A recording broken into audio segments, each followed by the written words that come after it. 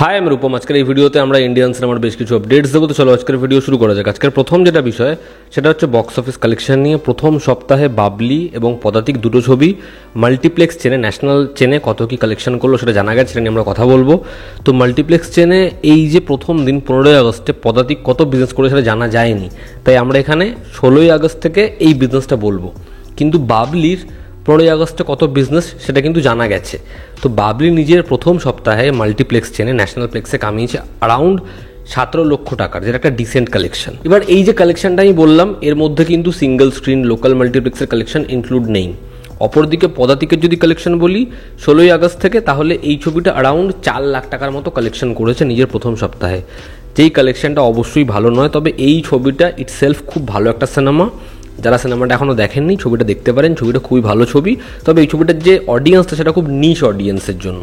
আমরা যদি পরবর্তী আপডেটে যাই, তো আমরা সকালবেলা একটা আপডেট দিই যেখানে আমরা বলি যে আয়ুষ্মান খুরানা সে সৌরভ গাঙ্গুলির বায়োপিকের পার্ট নয়, সে সেই ছবিটা করছে না। তবে যারা এই আপডেটটা দিয়েছে যে আয়ুষ্মান খুরানা ছবি থেকে বেরিয়ে গেছে, সেখানে আরও একটা নাম শোনা যায় যে যাকে সম্ভবত আমরা সৌরভ গাঙ্গুলির বায়োপিকে দেখতে পেতে চলেছি, সেটা হচ্ছে প্রসেনজিৎ চট্টোপাধ্যায়। দেখুন, প্রসেনজিৎ চট্টোপাধ্যায়ের মতো পারফর্মার খুব কম আছে। তাকে এই বয়সেও যেরকম দেখতে, সে যেরকমভাবে নিজেকে মেনটেন করেছে, কজন সেই বয়সে যেটা করতে পারবে এতে বিশাল বড় প্রশ্ন, এবং একজন ফেনোমেনাল পারফর্মার।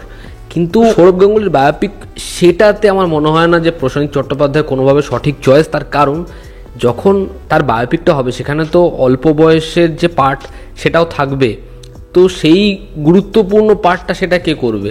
মানে সেটাতে তো ডিএজিং করা সম্ভব নয়।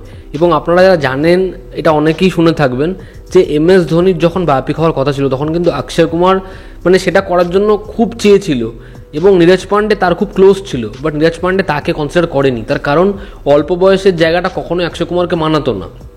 তো আমার মনে হয় না বুম্বাদা এটার জন্য গুড চয়েস। তবে বুম্বাদা সে দারুণ অ্যাক্টর, এতে কোনো সন্দেহ নেই, কিন্তু শারীরিক ছাপ, মুখের সাথে মিল সেটাও তো অবশ্যই প্রয়োজন দেখার। এটা পরবর্তী সময় আমরা কাকে দেখতে পাই চরিত্রটা প্লে করতে, এটা রিউমারও হতে পারে, এটা ফেক নিউজ হতে পারে। তবে প্রত্যেকটা ওয়েবসাইট যারা এই খবরটা দিয়েছে আয়ুষ্মান খুরানা ছবি থেকে বেরিয়ে গেছে, সেখানেই বুম্বাদার নাম শোনা যাচ্ছে। আমার মনে হয় বুম্বাদা সৌরভ গাঙ্গুলির বায়োপিকের জন্য সঠিক চয়েস নয়। আজকের অন্যতম বড় আপডেট সেটা হচ্ছে সিকান্দার ছবির ফার্স্ট লুক আসতে পারে 26শে আগস্ট। হ্যাঁ, এমনটাই খবর শোনা যাচ্ছে যে সালমান খানের সিকান্দার মোস্ট অ্যান্টিসিপেটেড ছবি, সেই ছবির টিমের তরফ থেকে কিছু একটা আসতে পারে 26শে আগস্ট। দেখার সেটা কীরকমভাবে অডিয়েন্সকে সারপ্রাইজ করে, এই ছবিটার জন্য অডিয়েন্স ভীষণভাবে এক্সাইটেড। আমরা যদি পরবর্তী আপডেটে আসি, তুমবার এই ছবিটা বক্স অফিসে সেরকমভাবে পারফর্ম না করতে পারলেও এই ছবিটা একটা কাল্ট ক্লাসিক, এবং অডিয়েন্সের মনে এই ছবিটা নিজের ছাপ ব্যাপকভাবে ফেলেছে। তো এই ছবিটা রিলিজ করা হচ্ছে, এই ছবিটা সিনেমা হলে আবার আসছে 30শে আগস্ট থেকে। এবং যারা তুমবার সেই সময় দেখোনি, ছবিটা ভুল করেও মিস করো না। আমি তুমবার বারংবার দেখেছি, তা সত্ত্বেও তুমবার সিনেমা হলে আসছে, আমি আবার দেখতে যাব। Sanjay Leela Bhansali love and war, যেখানে ভিকি কৌশল, রণবীর কাপুর এবং আলিয়া ভাট, একটা ব্যাপক কাস্ট রয়েছে।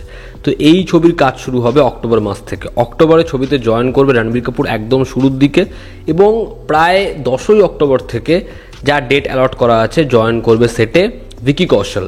তবে এই টাইমে কিন্তু আলিয়া ভাটের পোর্শন শ্যুট হবে না, তার কারণ সে আলফাতে কাজ করছে, এবং ডিসেম্বরে সে জয়েন করবে এই ছবিটায়।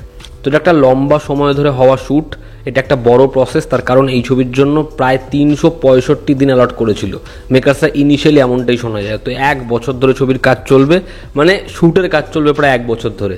দেখার এই ছবিটা হয় কেমন, আমি এই ছবিটার জন্য ভীষণ এক্সাইটেড। ভিএফএক্স সুপারভাইজার যিনি রিসেন্টলি ডিউন পার্ট 2 এবং ভেনমের মতো ছবিতে কাজ করেছেন, মাইকেল গ্রোভ, সে পার্ট হচ্ছে রামায়ণ ছবি। রামায়ণ ছবির সাথে একের পর এক বড় বড় নাম জুড়তে আমরা দেখছি, আরও একটা বড় নাম রামায়ণ ছবির সাথে জুড়লো। দেখার এই ছবির ভিজুয়ালস আমাদের কিভাবে সারপ্রাইজ করে। দেখো, কালকি সেই ছবির ভিজুয়ালস বা কোনো কিছু নিয়ে প্রচুর তারা স্টেটমেন্ট রাখেনি, কিন্তু ছবির যখন একটার পর একটা গ্লিমস আসে আমরা জাস্ট হয়ে যাই।